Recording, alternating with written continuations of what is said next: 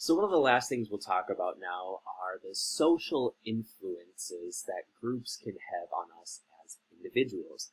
So in the United States, we live in a society that is very individualized, right? People like to think that we have free will, that we're individual beings, we make our own decisions, we do what we want to, that we're very autonomous and self-governed humans, right? That's just American culture. However, as sociology tells us, right, we are constantly being influenced by different agents of socialization, by different social structures, even by different individuals that we interact with.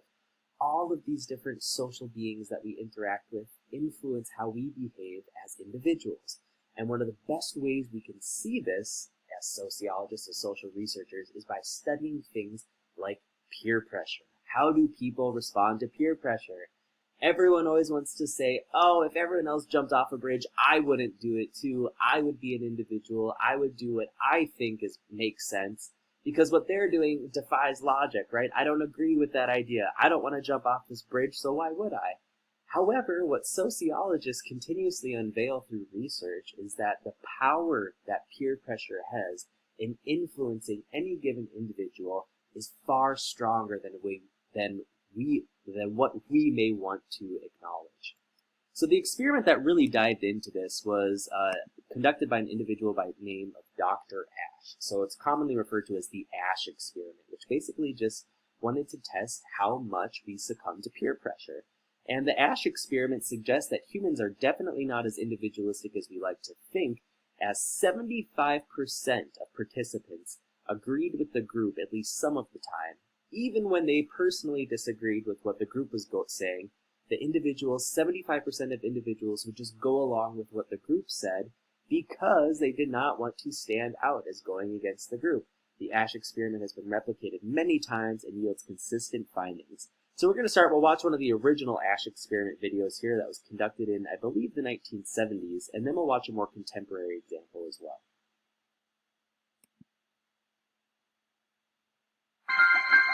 The Asche experiment is one of psychology's oldest and most popular pieces of research. A volunteer is told that he's taking part in a visual perception test. What he doesn't know is that the other participants are actors, and he's the only person taking part in the real test, which is actually about group conformity. Please begin. The experiment you will be taking part in today involves the perception of line length. Your task will be simply to look at the line here on the left and indicate which of the three lines on the right is equal to it in length. So, for example, the actors have been told to match the wrong lines. The volunteer will be monitored to see if he gives the correct answer or if he goes along with the opinion of the group and gives the wrong answer. In the first test, the correct answer is 2. 1. 1. 1.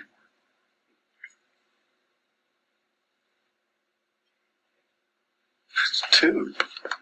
1. Once again, the correct answer is 2. 3. 3. 3.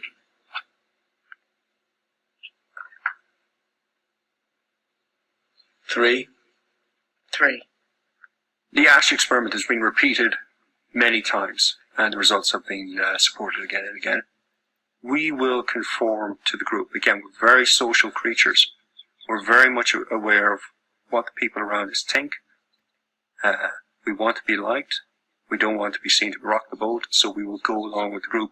Even if we don't believe what people are saying, we'll still go along. 1. 1. 1. 1. Group dynamics is one of the most powerful forces in human psychology. 1. 1.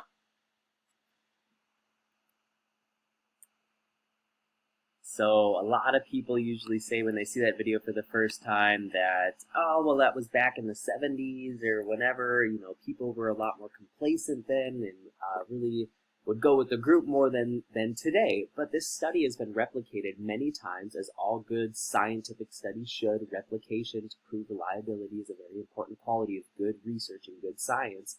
And this study consistently finds that people go along with the group. So here's a more contemporary version just to back up what I'm saying here with some concrete evidence. A lot of our This Asche security experiment models in being replicated in a more contemporary are setting. reliant on this idea. Would you rather stand alone and be right, or follow the group and be wrong?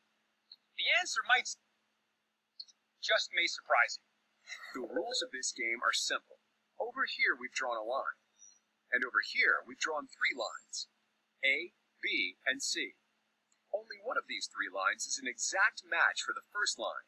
Can you figure out which one it is? Got it? Did you say B? Simple enough, right? Or is it? Try one more round with a different version that we're showing our volunteers. You've got to decide which one of these 3 straight lines is the same length as this first card. So, where do you stand on this one? A, B, or C? Before you decide, take a look at what our volunteers picked. What's your choice? It's A. You think it's A? I think so. Okay, go to A. A. It's A. Definitely A. Yeah? Yeah. Okay, I'm going with A. Okay. The answer seems obvious, right? Or is it? Take one last look. Are you going with these people who all picked A, or did you choose to go with B or C? Time's up. Got your pick? It's A. You're gonna go with the group? Yeah. All right, great. Is that what you picked, or did you go with another answer? It turns out the answer to this round is C, and while you likely chose C first and stuck with your answer, we also know that some viewers might have felt the peer pressure and switched to A. It's A. I want to ask you something. Did your gut at first tell you that the answer was actually C?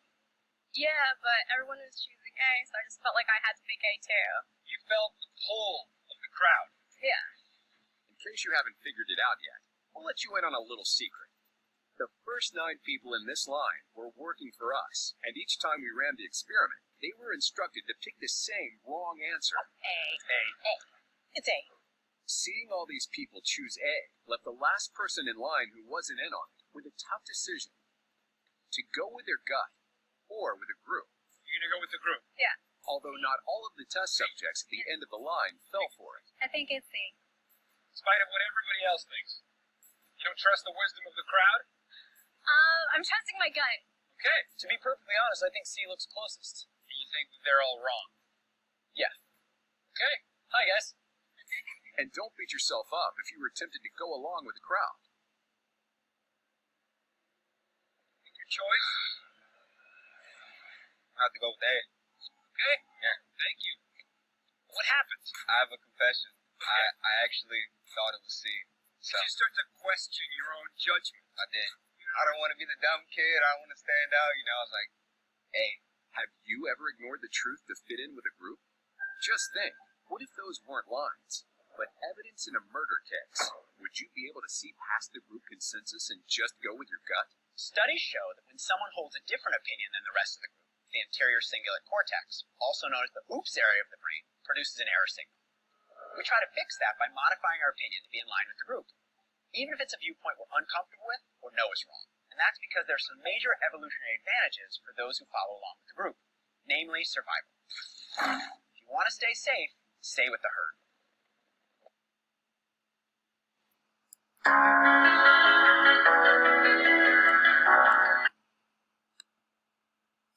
So the Asche experiment, like I said, has been replicated many, many times, and consistently researchers find that about 75% of people will go along with the group. Now, like they mentioned in this last video, well, you might be saying, who cares if a person says that that line is a certain length, whatever. But obviously, the broader implications of this, if we can kind of extrapolate what the findings of this study mean in a social context, like they said in the video, well, imagine that there are 12 jurors, listening to a murder trial, and they have to decide whether or not they think this individual is guilty. What if one juror really doesn't think that the individual is guilty, but they need to come to a consensus, and all the 11 other jurors are saying, yes, he is for sure guilty? That 12th juror might just succumb to the peer pressure of the other 11 and cave in, even if they don't really think that in their heart of hearts, right? I served on jury duty a few years back, and it was in one of those situations where, there were 12 of us. This case got drug out over the course of about 3 weeks. So we had spent a long time sitting on this jury, listening to hours upon hours of testimony. And it came down to the point in time to make our decision. And literally how it worked was just the first person that said their piece, every single other juror just went along and agreed with what that first person said. And we went around the table and it was like clockwork, and everyone just followed in suit. And we ended up only deliberating for about an hour for this trial that we literally heard hundreds of hours of testimony over. And we were out of that room within an hour ourselves.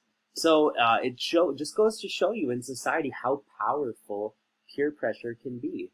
And oftentimes, if you ever watch any type of like reality TV show, for example, or thing of that sort, where people maybe have to vote people out, think like something like Survivor or Big Brother, oftentimes it's the first name that gets thrown out in a group to get nominated to vote someone out, or get nominated to get, have to go into a challenge, whatever.